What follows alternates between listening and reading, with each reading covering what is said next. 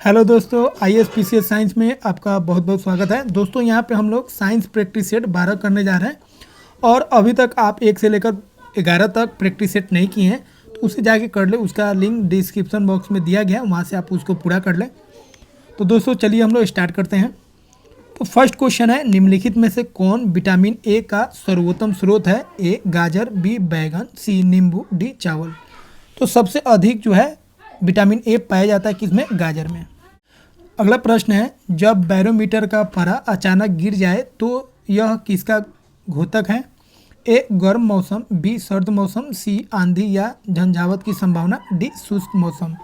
तो सही आंसर हो जाएगा सी, आंधी या झंझावत की संभावना। तो अचानक जब पारा गिर जाता है, ठीक है, बैरोमीटर में, तो वह संकेत करता है कि तूफान आने वाला है, आंधी आने वाला है। अगला प्रश्न है, निम्नलिखित में से कौन पोलियो का कारण है? ए कवक, बी वायरस, सी कृमि, डी बैक्टीरिया। तो सही आंसर हो जाएगा बी वायरस। वायरस जो होता है पोलियो का कारक होता है, वायरस के कारण ही पोलियो होता है। अगला प्रश्न है, एलिसा जांच किस रोग की पहचान करती है? A cancer, B TB, C polio virus, D AIDS. तो सही आंसर हो जाएगा डी एड्स। अगला प्रश्न है, अंगोरा ऊन किस पशु से प्राप्त किया जाता है? ए खरगोश, बी लोमड़ी, सी भेड़, डी बकरी। तो सही आंसर हो जाएगा ए खरगोश। अगला प्रश्न है, निम्नलिखित में से कौन सा ब्लड ग्रुप सर्वव्यापक ग्राह्यता रखता है? A B B, C A B, D O. तो सही आंसर हो जाएगा सी ए बी। ए बी जो है कोई भी ब्लड ग्रुप ले सकता है, ठीक है, और ओ जो होता है यह किसी को भी दे सकता है। अगला प्रश्न है, निम्नलिखित में से कौन सा खाद्य स्रोत लोहे का सर्वोत्तम स्रोत है? ए सेब, बी चावल, सी नारंगी, डी गेहूं। तो सही आंसर हो जाएगा ए सेब। अगला प्रश्न है, एक लोहे की गेंद पारद या मरकरी ब्रैकेट Hg से भरी बाल्टी में गिराई जाती है तो ए यह बाल्टी की पेंदी में बैठ जाएगी, बी यह पारे या पारद की सतह पर तैरेंगी, सी यह घुल जाएंगी, डी इनमें से कोई नहीं। तो सही आंसर हो जाएगा बी यह पारे या पारद की सतह पर तैरेंगी। तो होता क्या है दोस्तों, लोहा का जो घनत्व होता है, डेंसिटी होता है, वह पारद के मुकाबले में कम होता है, ठीक है। इसलिए मरकरी जो होगा, मरकरी का डेंसिटी इतना अधिक है लोहा की तुलना में, जो लोहा ऊपर तैरेगा और मरकरी नीचे रहेगा, ठीक है। तो बी ऑप्शन सही हो जाएगा। अगला क्वेश्चन है, 20 हर्ट्ज से 20,000 हर्ट्ज आवृत्ति की ध्वनि निम्नलिखित में से क्या है? ए अल्ट्रासाउंड, बी इंफ्रासोनिक, सी हाइपरसोनिक, डी श्रव या ऑडिबल ध्वनि। तो सही आंसर हो जाएगा डी श्रव या ऑडिबल ध्वनि। ध्वनि अगर 20 हर्ट्ज से 20,000 हर्ट्ज के बीच में रहेगा तो इसको हम लोग सुन सकते हैं, इससे कम या ज़्यादा रहेगा तो इसको हम लोग सुन नहीं सकते हैं। अगला प्रश्न है, 3 तत्व जिनका उपयोग रासायनिक उर्वरकों में सर्वाधिक होता है? A nitrogen, sodium, sulphur, B nitrogen, potassium, phosphorus, C nitrogen, phosphorus, sodium, D calcium, sodium, sulphur. तो सही आंसर हो जाएगा बी नाइट्रोजन, पोटासियम और फॉस्फोरस।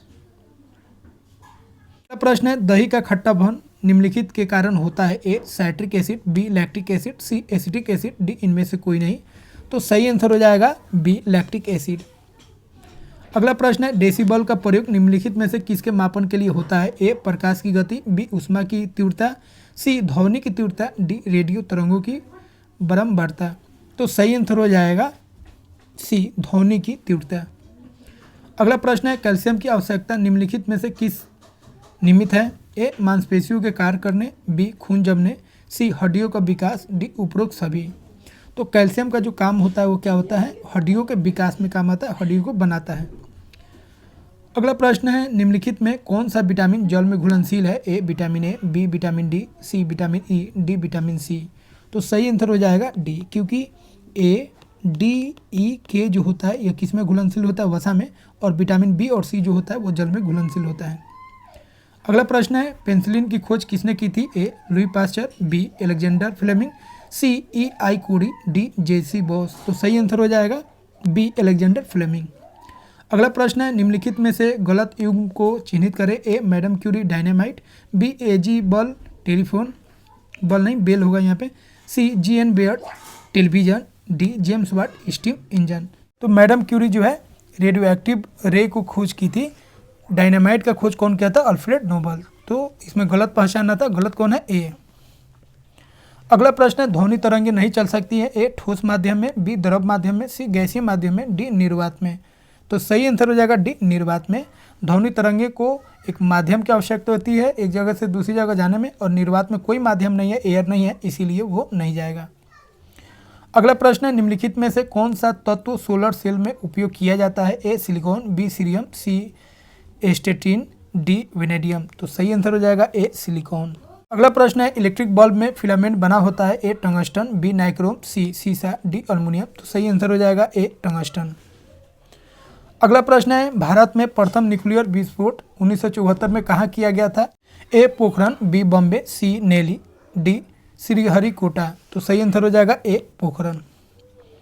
अगला प्रश्न है अम्ल वर्षा किनके द्वारा होने वाले पर्यावरण प्रदूषण होती हैं, ए कार्बन डाइऑक्साइड और नाइट्रोजन, बी कार्बन मोनोऑक्साइड और कार्बन डाइऑक्साइड, सी ओजोन और carbon dioxide, D nitrous oxide और सल्फर डाइऑक्साइड। तो सही आंसर हो जाएगा डी नाइट्रस ऑक्साइड और सल्फर ऑक्साइड के कारण क्या होता है, अम्ल वर्षा होता है। अगला प्रश्न है निम्नलिखित में से किसे जैविक खाद के रूप में प्रयोग किया जाता है, ए नीम, बी एजोला, सी यूरिया, डी पोटासियम। तो सही आंसर हो जाएगा बी एजोला।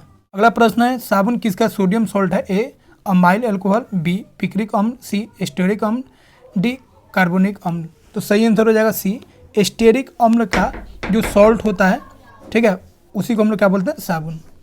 अगला प्रश्न है निम्न प्रदूषकों में से कौन जैव विघटित है, ए पारा, बी वाहित मल, सी प्लास्टिक, डी एस्बेस्टस। तो सही आंसर हो जाएगा सी प्लास्टिक। प्लास्टिक जो है गलता नहीं है।